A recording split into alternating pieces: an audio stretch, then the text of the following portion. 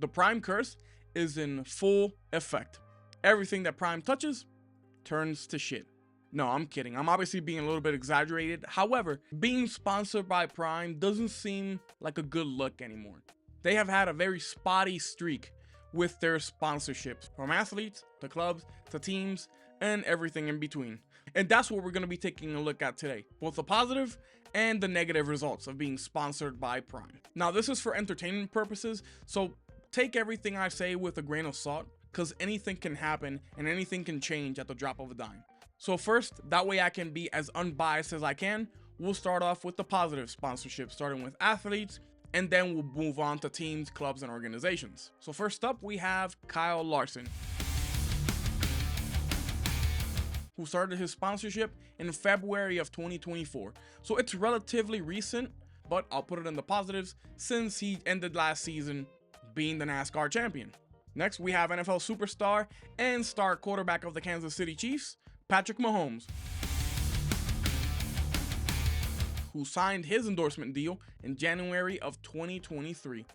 Obviously, despite all of the adversity he had last season, he still won another Super Bowl ring. So that's another point for Prime, as the endorsement went through with a positive result. Next, we have Shakur Stevenson,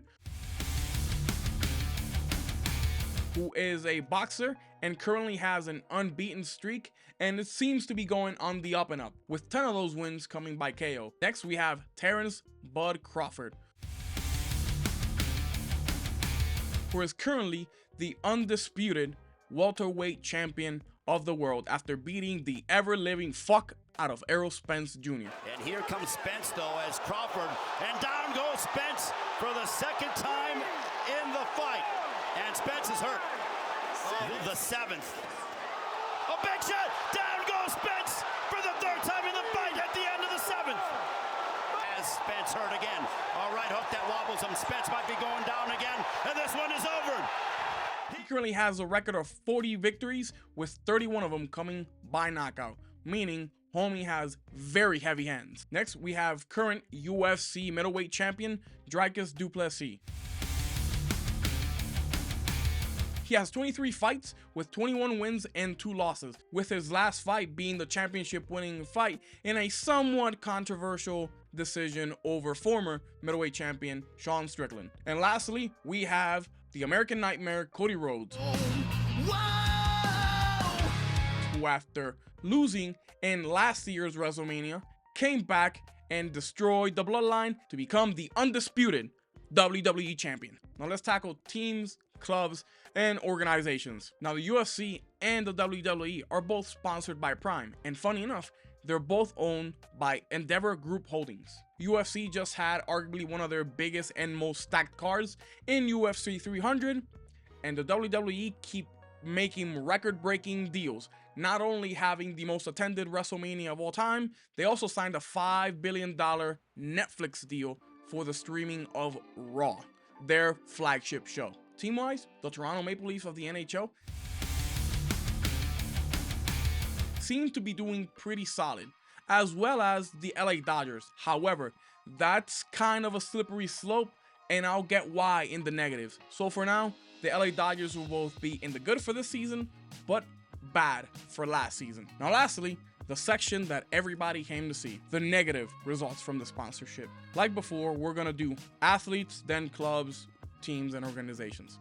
So firstly, we have Israel Izzy, the Stylebender Adesanya, who before signing with Prime had a very successful streak and a very successful streak of title defenses. But after he signed with Prime, he proceeded to get knocked out cold by Alex Poatan Pereira. Tonight. Oh, here's that left hook. Here to bow. Oh, now right. Adesanya's on one leg. Two more. Down goes the champion. Pereira trying to close the show. That'll do it. Went back and knocked out Alex Poatan Pereira. Pereira so dangerous. Oh, counter right from Adesanya. Pereira down and out. Order restored. Adesanya has finally done it. And then proceeded to get walked down for 5 rounds by Sean Strickland.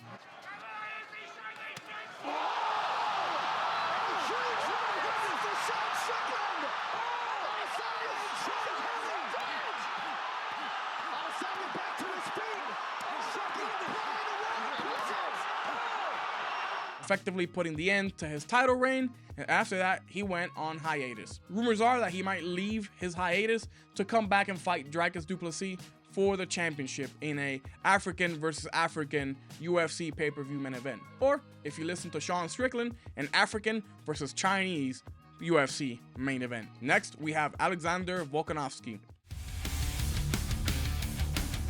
who, after having 2 divisions in an absolute chokehold for years, he proceeded to lose back-to-back, losing both championships in 2 fights.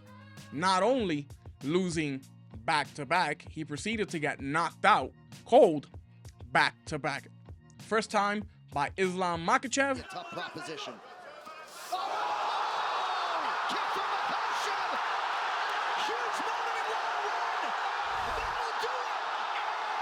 Second time by the Spaniard Ilia Topuria.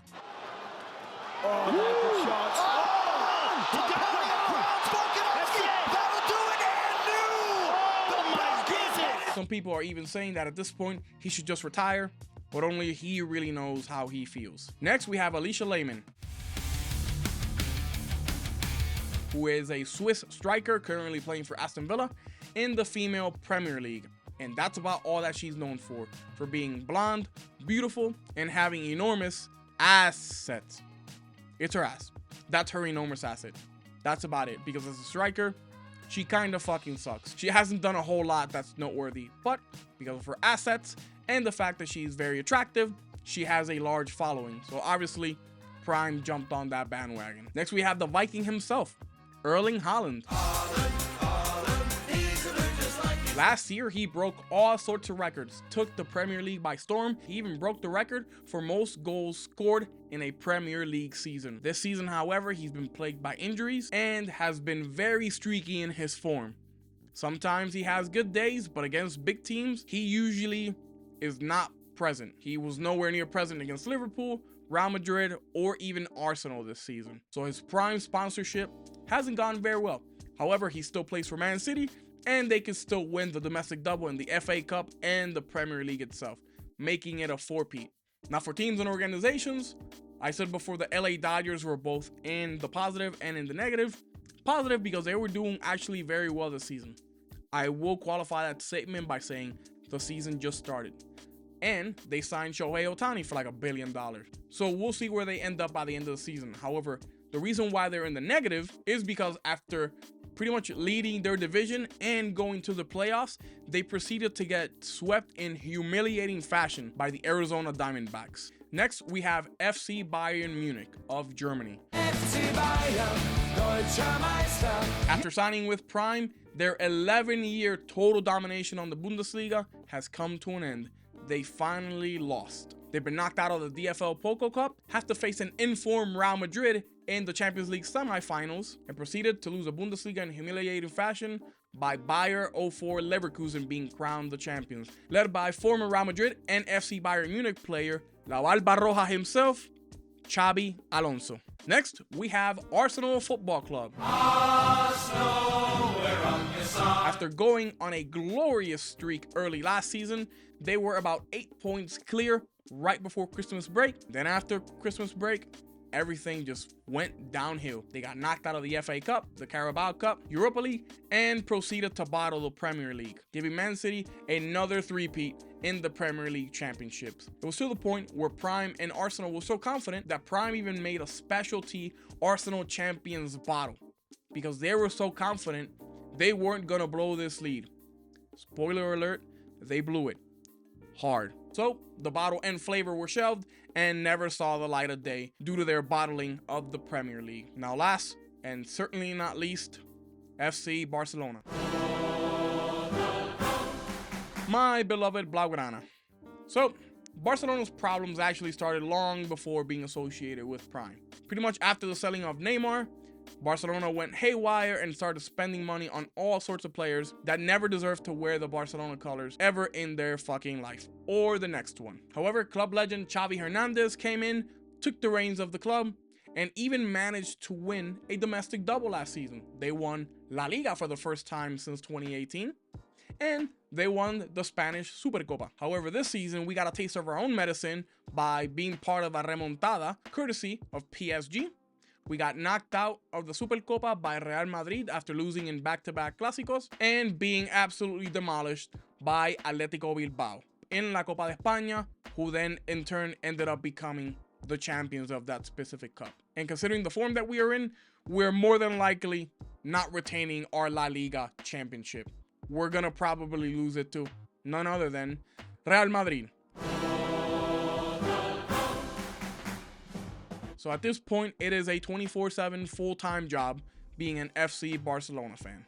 So currently, Prime Hydration has 11 successful partnerships versus 7 relatively unsuccessful partnerships, bringing their percentage to roughly 16% if I'm doing my math correctly, which could be completely incorrect. I'm sure I'm missing some things, but these are the most notable and more popular associations that Prime has. Now, again, this is for entertainment purposes only, and anything, and I mean anything, could change at the drop of a hat. This is sports after all. And at the end of the day, it doesn't matter what the stats or the facts are. If the money is right, people will take a sponsorship. And I don't blame them, to be honest. But nevertheless, I hope you guys enjoyed this video. Don't forget to like, share, subscribe, and even comment what you would like to see next. Have a great day, guys, and we'll see you in the next one.